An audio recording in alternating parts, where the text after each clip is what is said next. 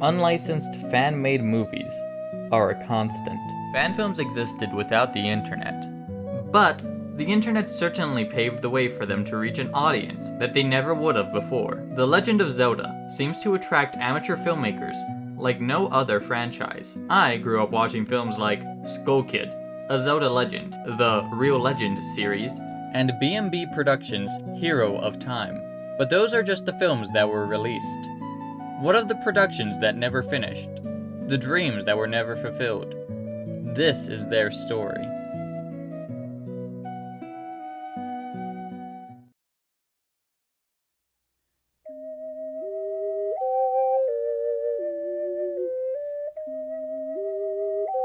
How did you get in here?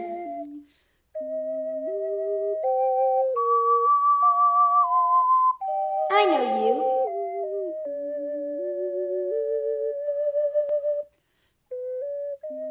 You were in my dream.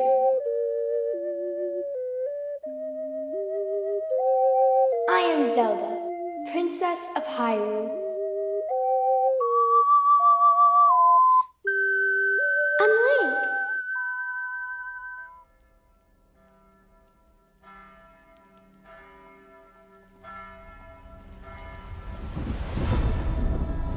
You've done well to come all this way.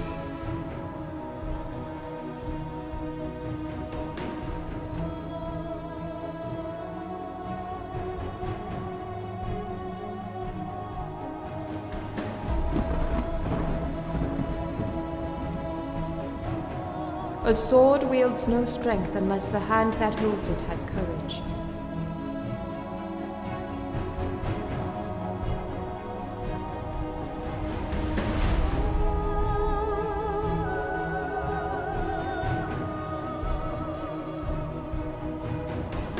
Your spirit is kind and pure.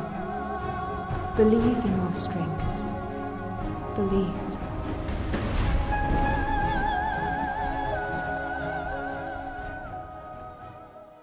Legacy, a Zelda fan film, was an Indiegogo project by filmmaker Stefonica K, described as a Zelda fan film using the untold defeated hero timeline story to impart the message of true courage. It had a funding goal of $40,000, but managed to only raise $3,004, with 79 backers. This would not stop the film as it had a flexible funding goal.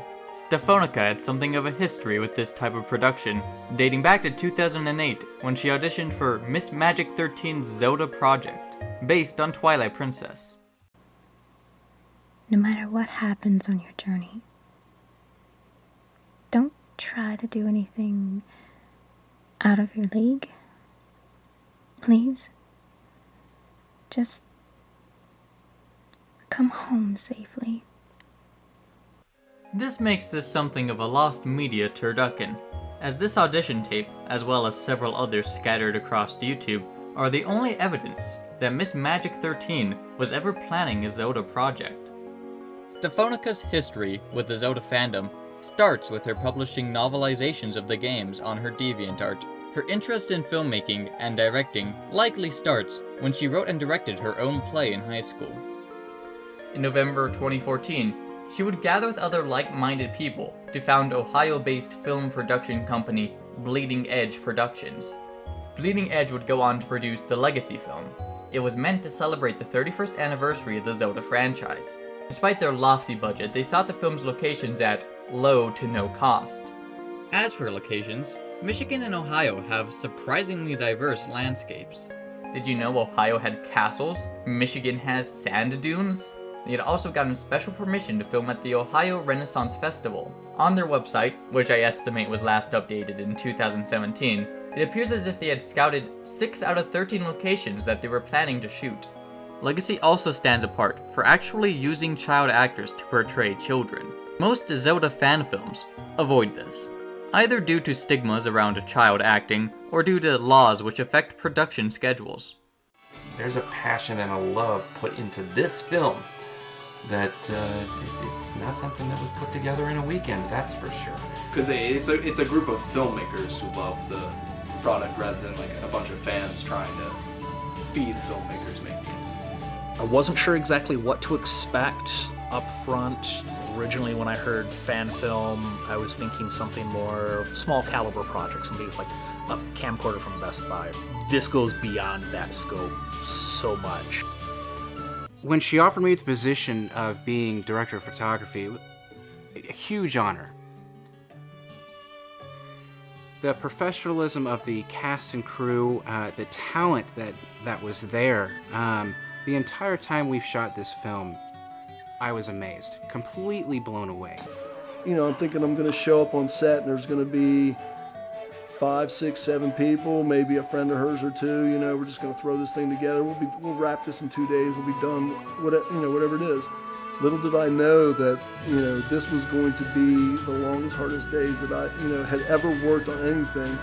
And the whole time I was just in awe of everyone on the set. What? No, nothing. I just say it. You're good. We're gonna be fine. This is just sparring. Don't worry about it. Want a good, clean fight? It is about the journey more than anything. Finding your courage that's the thing that makes life, I think, worth it. It's not about where you end up, it's who you take that journey with.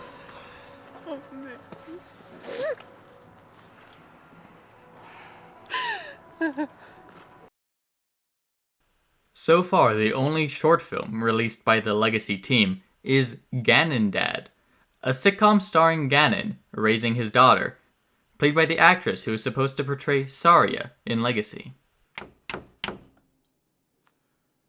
Hello? Daughter, I just wanted to apologize for how I behaved yesterday. It wasn't right for me to tell you what you can put in your room. I know it is your room and I have to learn to respect personal boundaries. And as your... Is that black lipstick? It's amazing. Would you want to go do eyeliner? Yes, I have so many things to teach you, daughter. Oh, no, you're gonna stab yourself in the eye. First, I'm gonna show you how I do me. You see, if it runs down the side, it will look like you're a demon. Did you know that I'm actually a pig demon? Little is known about the plot outside of the brief summary on the Indiegogo. My first reactions to reading the script, I was impressed. It was beautifully worded. Stefanica is such an incredible writer. Aside from having passion for Zelda in general, she's just a phenomenal writer, and how she's coordinated all of this together. It's really just going to be such a touching film, and I was so impressed, and it's not very easy to impress me, so I'm just really excited to get moving on the project, especially after reading this script. It's beyond anything I ever thought it would be.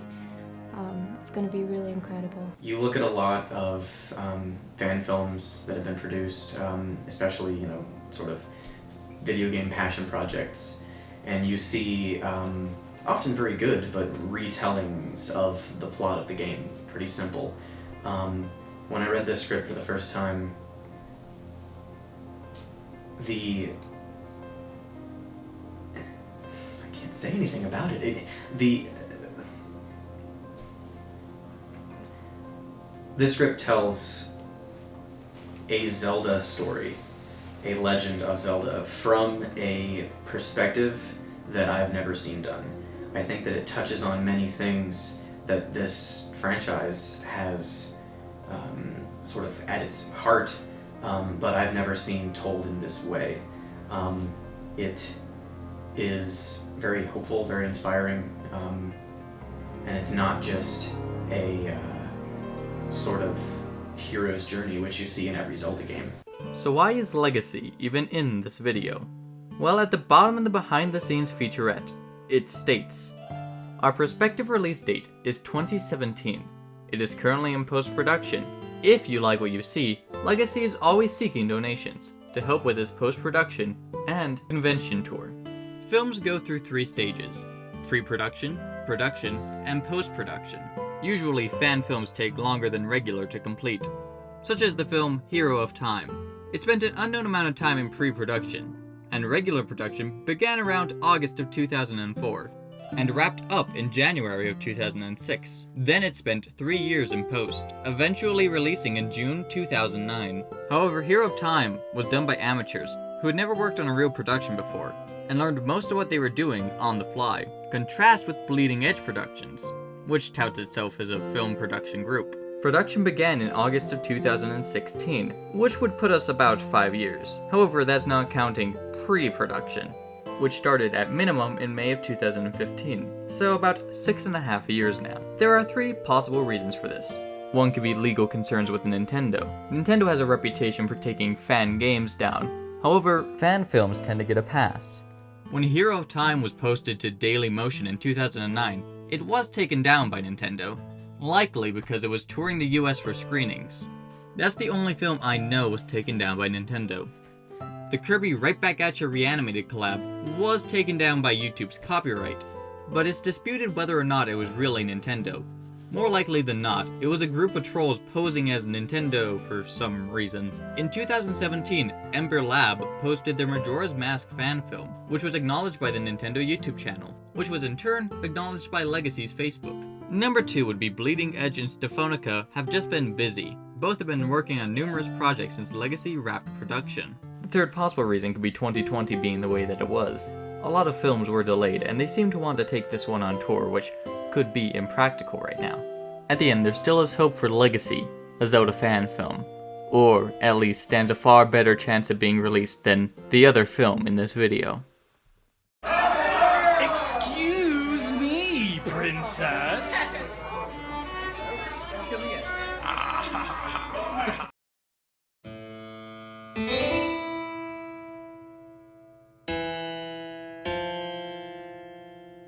Back in the early 2000s, an artist named Joe Morris had a dream to create a trilogy of films based on the legend of Zelda. But he wasn't going to settle for these being fan films.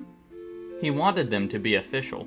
Joe Morris described himself as an award-winning writer, and claimed to have worked on the 2003 film Chasing Poppy as an independent contractor who was not credited. While I'm not sure when he began working on this film, it is likely he started around 2001, maybe even sooner. Quote, "I have 2 great parents, as well as some talented friends, who are going with me on the journey. I hope to be a great director of animation and live action someday. I have 3 degrees in art, and want to teach high school for a year or 2, to give something back before I work for myself. I will be pitching several of my ideas to DreamWorks, Disney, Nickelodeon, and Cartoon Network, all of which have excellent odds. Which isn't half bad for an amateur.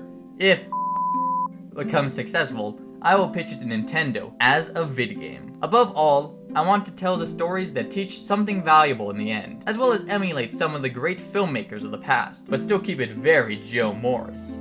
He went to the popular fan site Ganon's Tower, which he had been contributing art to for a while, with the intent to start a fan campaign and draw enough support to get Nintendo to notice him. The first film in the trilogy would be entitled Link. Morris was hand animating the project, but he said he had written the script so that it could be completed in any capacity.